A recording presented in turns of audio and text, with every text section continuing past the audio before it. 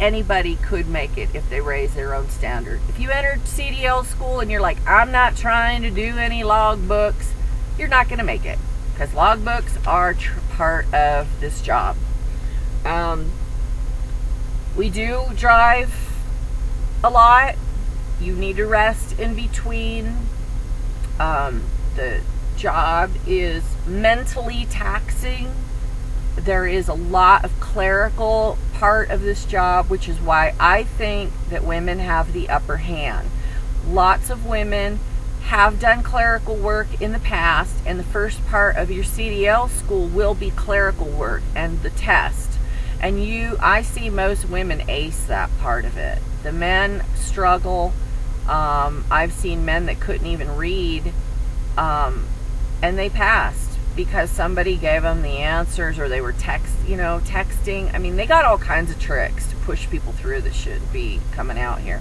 People that don't even speak English. I've seen people that don't even speak English get the fast track through the system, while the people that speak English are struggling to get an instructor to help them out. So there's a lot of weird stuff going on out here.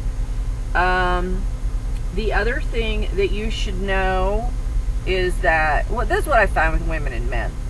The women have the upper hand on the clerical part, which is the first part of your CDL school. The men have the upper hand on the equipment, because they're more like, I can do this, I can do this. The women are like, can I do this, can I do this?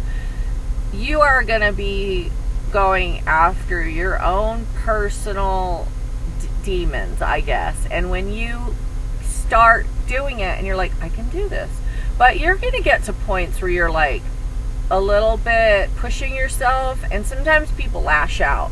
That's what I've seen. They lash out because everybody wants to look cool, and they don't want anybody to think they're silly and they did something wrong, and so they try so hard to look cool, they look like jerk-offs. So, you know what? You're going to make mistakes. Embrace them. Learn from them. Whatever. Move on, okay? Everybody falls down. Just get back up. That's all. Listen to your instructors. My CDL guy in the classroom, he was like really by the book, and everybody made fun of him. Even people at my CDL school made fun of him, and I liked him because he was doing it by the book. He wanted us to know. So while they were laughing at him, I was just doing everything he told me, and he would smile when I brought my paperwork up there and it was all correct. And they didn't see the wisdom in what he was trying to do. I did. And that's what you need to do.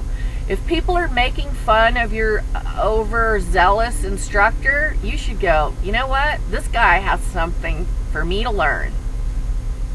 Don't congratulate the troublemaking, loudmouths. And people say that about me. I'm a troublemaking loudmouth. I question authority. If you got a moron in charge of stuff, I'm going to say, hey, that's wrong. That's not accurate information. And I don't think there's anything wrong with that. We live in America. We live in a country where we're allowed to choose our religion, and this country was founded on people that wanted something different. And when I meet all these complacent people and they just bitch and moan and whine and cry, and then you say, well, what'd you do to change it? Oh, nothing. I just sit around and bitch all day. So, I guess I'm testing that theory right now, and I guess that's what I've been doing. We have a lot of people in charge of stuff that shouldn't be in charge of a donut shop. And this is a serious job. You can die from doing this job if you don't know how to do it right. This is not a party. So if you want to have a serious job and you want to do a good job and you want to take pride in something, feel good about yourself, trucking is a great job. But if you're going to come out here and you think that you're going to party and it's going to be all fun, you're going to be in for a rude awakening, because there's a lot of federal regulations on truckers that they don't let you know.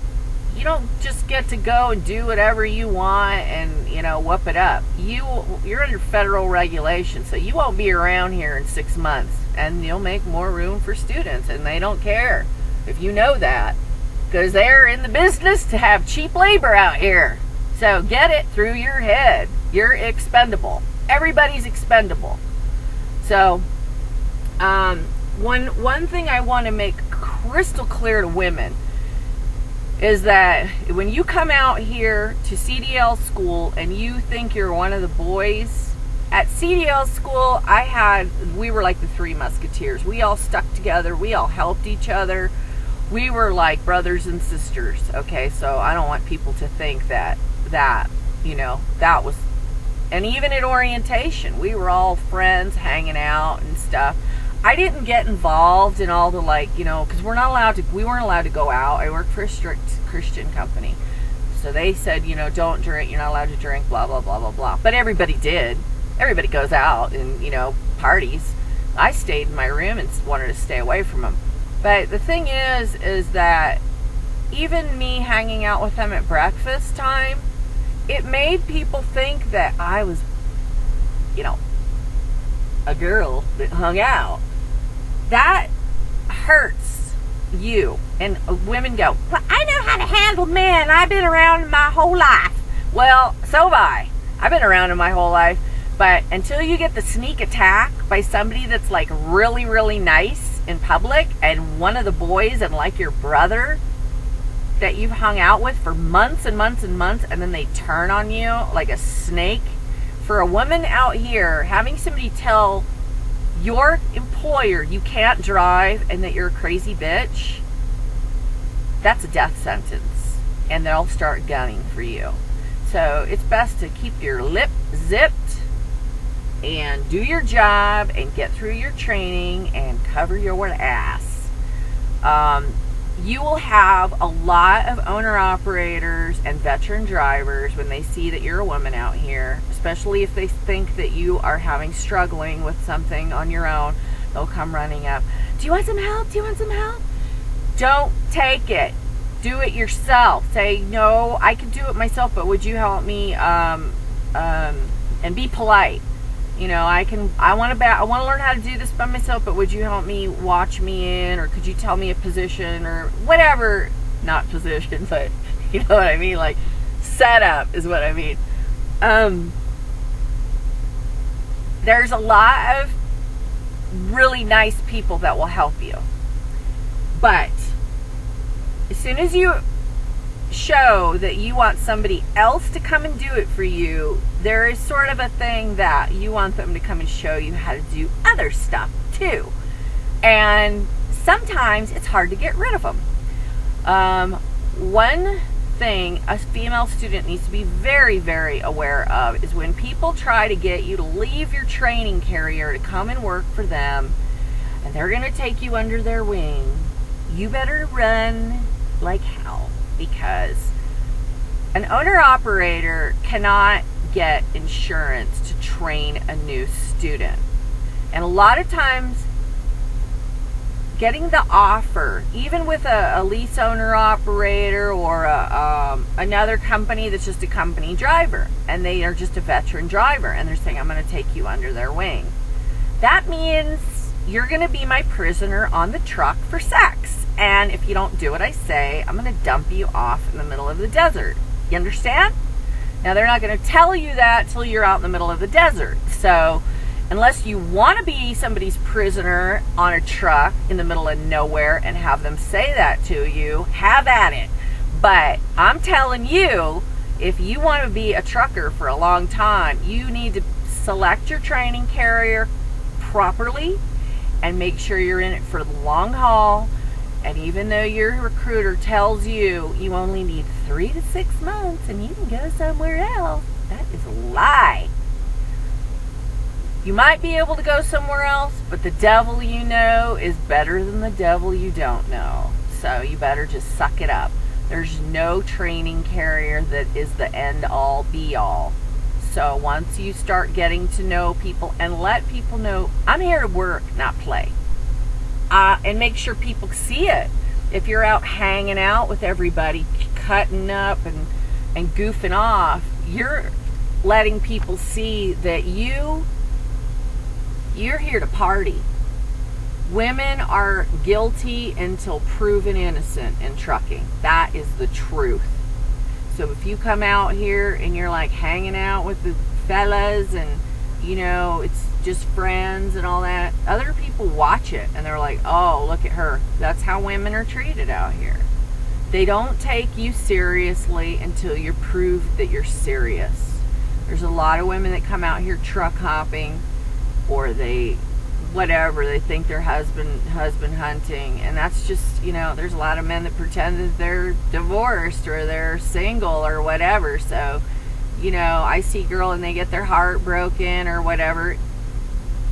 If you're coming out here to work. If you're coming out here to play, go get on Match.com and save yourself $7,000. So that's what I have to say about that. And I'm gonna continue doing these videos to give you some advice about getting through CDL school, getting into your training carrier, and making the best of it, because you need to stay there at least 1 to 2 years. If your recruiter has told you you're going to be able to go work for a local company in 6 months, they're pulling your leg, because I know drivers that have been out here 3 or 4 years and they're having trouble getting local jobs. And when they get the local job, it's 10 times as much work for not very much money. You do have to do some time over the road out here, and you don't get to go home when you want to. It's not an exact science, you know, and you need to understand that about trucking. They don't just say, oh, it's your home time, you get to go home today. They want to, the object of trucking is to get a load, say from Atlanta, and then take it to Los Angeles, and then get out of Los Angeles from the closest next load available. So they don't want to drive the truck and burn up fuel for free. The object is to always have the truck pulling a load, so they're getting paid to use the fuel.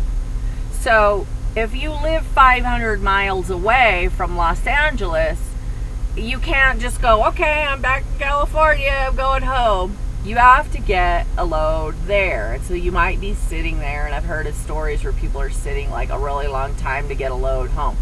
Some of that, I think they're messing with you. There's a lot of provocative behavior on the in-house part of trucking to provoke drivers to quit. Remember, they're always provoking you, because if you quit, they get another student. So you're only hurting yourself. So if they keep trying to provoke you to quit, say, no, I think I'll stay. Thanks. I think I'll stay. The more you want me to leave, the more I think I'll stay. Thanks. So that's kind of the way I do it, you know, and it's worked for me. Anyway, I hope you learned something from this. I'm going to play these videos more often, and I hope that you learned something from them. All right? Have a nice day.